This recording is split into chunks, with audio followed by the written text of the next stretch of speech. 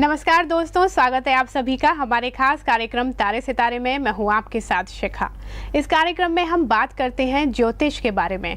आज हम जानेंगे कि ज्योतिष की उत्पत्ति कैसे हुई, किस तरीके से इसका निर्माण हुआ और ज्योतिष क्या प्रभाव मनुष्य जीवन में देता है। तो कार्यक्रम की शुरुआत करते हैं और स्वागत करते हैं ज्योतिषाचार्य आचार्य विनोद कुमार जी का। आचार्य जी, बहुत बहुत स्वागत आपका कार्यक्रम में। जय माता दी। आचार्य जी, सबसे पहले मैं आपसे जानना चाहूंगी कि जो ज्योतिष शास्त्र है जिसकी चर्चा चारों तरफ होती है, जी। उसकी उत्पत्ति कैसे हुई, निर्माण किस तरह से हुआ उसका? बिल्कुल शिखा जी, बहुत उत्तम प्रश्न आपने किया है। बहुत लोगों के हृदय में भ्रांतियां होती है कि ज्योतिष शास्त्र कुछ है नहीं।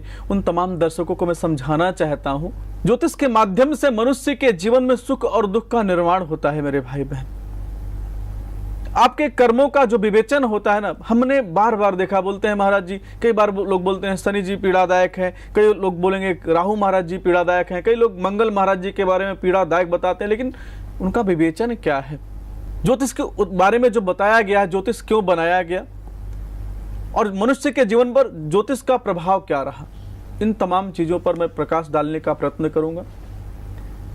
आप सब तमाम दर्शकों को समझाना चाहता हूं मेरे भाई बहन। एक दिन क्या हुआ, क्षीर सागर के अंदर माता लक्ष्मी भगवान नारायण जी का पैर दबा रही हैं। उन्होंने प्रश्न किया कि जो मनुष्य जीवन है ना, हमने मनुष्य लोक में जाकर कई बार देखा कि मनुष्य बहुत विपदाओं में रहता है, बहुत परेशानियों में रहता है। इसका प्रभाव क्या है नारायण? भगवान मुस्कुरा कर बोलते हैं, बोले लक्ष्मी जी, मनुष्य के कर्मों के आधार पर मनुष्य के जीवन में फल का आगमन होता है। जिस प्रकार के मनुष्य कर्म करता है उस प्रकार के यातनाओं को, उस प्रकार के सुखों को भोगता है। तो लक्ष्मी जी ने कहा, नारायण, क्या इसका कोई ऐसा मार्ग है कि मनुष्य ऐसे कर्मों को जान करके ना करे जिसके कारण मनुष्य के जीवन में यातनाओं का योग बन जाता है, समस्याओं का योग बन जाता है। आप सब तमाम दर्शकों को समझाना चाहता हूं मेरे भाई बहन, यह ज्योतिष शास्त्र है क्या? लक्ष्मी जी की कृपा से, माता सरस्वती जी की कृपा से जो विवेचन हुआ, दोनों के सानिध्य से जो विवेचन निकला, वह ज्योतिष का समागम किया। वहां पर व्यवस्था बताई गई ब्रह्मा महाराज जी की। ब्रह्मा महाराज जी को बताया गया कि आप हर मनुष्य के कर्मों को लिखते हैं, उत्पत्ति आप करते हैं, तो क्या उसके कर्मों का भी लेखन आप कर सकते हैं, बता सकते हैं कि अगर आपको मनुष्य का रूप मिला है या मनुष्य के कर्मों को आपको मिला है तो किन फल के कारण आपको मनुष्य का योग मिला है, मनुष्य की योनि आपको प्राप्त हुई है, या किन कर्मों के आधार पर आपके जीवन में नाना प्रकार के सुखों का, नाना प्रकार के दुखों का आगमन हुआ है। ब्रह्मा महाराज जी का विवेचन करने के बाद यह जो व्यवस्था दी गई मेरे भाई बहन, वह भृगु महाराज जी को दी गई। आज उन तमाम दर्शकों को समझाना चाहता हूं जो बहुत बात देखते हैं, कोई बोलता है कई बार ऐसे ऐसे ग्रंथों का विवेचन कर देता है जिसका शास्त्र से कुछ लेना देना नहीं है, कई बार ऐसे उपाय बता देता है जिसका शास्त्र से कुछ लेना देना नहीं है, तो वहां पर पीड़ाओं का योग बन जाता है। भृगु महाराज जी सबसे स्वच्छ संत हैं, उनको एक व्यवस्था दी गई कि अगर आप मनुष्य के जीवन में जो उसके कर्मों के आधार पर उसके प्रायश्चित का मार्ग भी बताएंगे।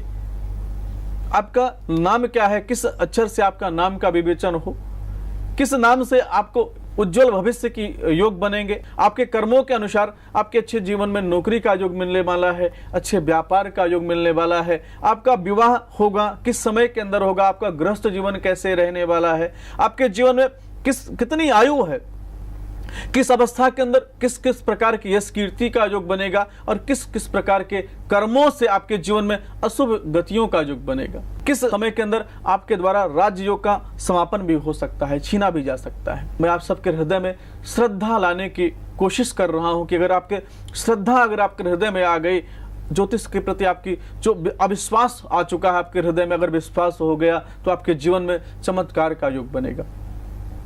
क्योंकि भाभीहूं मेट कहीं त्रिपुरारी, गोस्वामी जी ने कितनी सरलता से बोला है कि अगर आपके जीवन में नाना प्रकार के दुखों का योग बन गया है तो आपको परेशान होने की आवश्यकता नहीं है। सदगुरुदेव महाराज जी ने, भृगु महाराज जी ने, ब्रह्मा जी ने, नारायण जी ने, लक्ष्मी जी ने आपके जीवन में, माता सरस्वती जी ने आपके जीवन में ऐसे आधारशिला रख दिया है, उस कर्मों के द्वारा अपने जीवन में अच्छी उन्नति को आप प्राप्त कर सकते हैं। आपके जीवन में विपरीत योग बना हुआ है तो किस प्रकार के कर्मों से आप प्रायश्चित कर सकते हैं, उनका समागम ज्योतिष शास्त्र के अंदर हुआ है। आपके जीवन में असफलताओं का योग बना हुआ है, समस्याओं का योग बना हुआ है, तो उसका कारण क्या है, उसका विवेचन आपके ज्योतिष शास्त्र के अंदर होता है मेरे भाई बहन। आप क्या होता है, ज्योतिष शास्त्र बार बार आपको किस चीज से अवगत कराता है कि आपने सत्कर्म किया क्या। हमारे काफी दर्शक हैं, बोलते हैं महाराज जी काले उड़द का हमने दान कर दिया, काले कपड़े का दान हमने कर दिया, काले कंबल का हमने दान कर दिया, लेकिन शनि जी हमें पीड़ा दे रहे हैं। अरे शनि जी तो न्यायाधीश है मेरे भाई बहन। कभी आपने हृदय में सोचा क्या कि शनि जी ही कई लोगों को राजयोग की स्थापना करा देते हैं। जितने बड़े बड़े पोस्ट पर आप लोग देखते हैं वहां पर शनि जी का विशेष कृपा मनुष्य के जीवन में होती है तो राज्य योग की स्थापना हो जाती है। मनुष्य के जीवन में अच्छे IAS PCS का योग बन जाता है, डॉक्टर का योग बन जाता है, इंजीनियर का योग बन जाता है, अच्छे अभिनेता का योग बन जाता है। वही शनि जी तो देते हैं ना। तो आपके साथ दुर्व्यवहार क्यों हो रहा है, आपके साथ भगवान आपके प्रति उनका ध्यान क्यों नहीं बट पा रहा है? क्योंकि हमारे कर्मों के आधार पर हमारे अच्छे कर्म का और बुरे कर्मों का संचार होता है।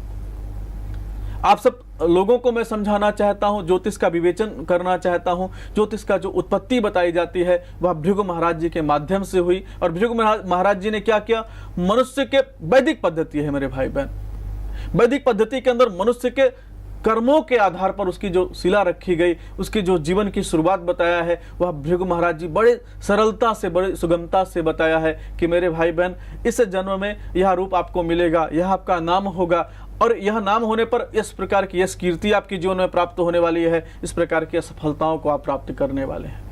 आप तमाम दर्शकों को समझाना चाहता हूं, ज्योतिष के प्रति आपको श्रद्धा रखने की आवश्यकता है, क्योंकि यह ज्योतिष आम व्यक्ति का विषय नहीं है। आम व्यक्ति इसके बारे में विवेचन भी नहीं कर सकता है। मैं कई बार देखता हूं मेरे पास वो लोग बोलते हैं महाराज जी हम ज्योतिष कितने दिन में सीख जाएंगे। ज्योतिष सीखने के पहले आपको तमाम चीजों का ध्यान रखना आवश्यक है। क्या उन चीजों का आपने पालन किया है? क्या आपने किसी अच्छे गुरु का ध्यान किया है? क्या आपने किसी अच्छे संस्था के साथ में जुड़ करके, किसी अच्छे सद्मार्गी गुरु के साथ में जुड़ करके आपने अर्चन भोजन बंदन किया है? क्या किसी सिद्धि को आपने प्राप्त किया है? क्या क्योंकि अब तो सरल हो गया। मैं जब देखता हूँ, हमारे बात देखता हूँ, हर गली के अंदर देखता हूँ, तो कहीं ना कहीं से अथक ज्योतिषाचार्यों का आगमन हो जाता है।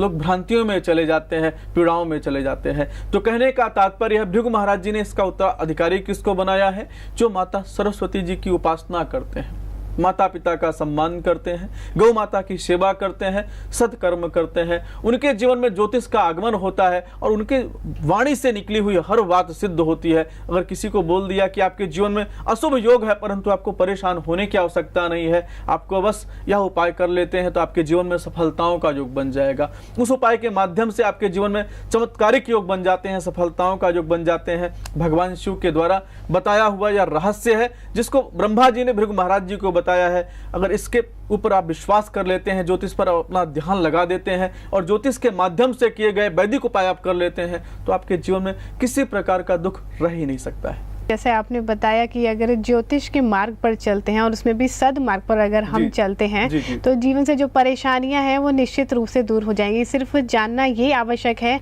कि सच्चे मार्ग कौन से हैं और सही मार्गदर्शन हमारा कौन कर रहा है। अभी आचार्य छोटा सा एक ब्रेक लेना चाहूंगी, उसके बाद फिर से आपसे बातचीत करूंगी।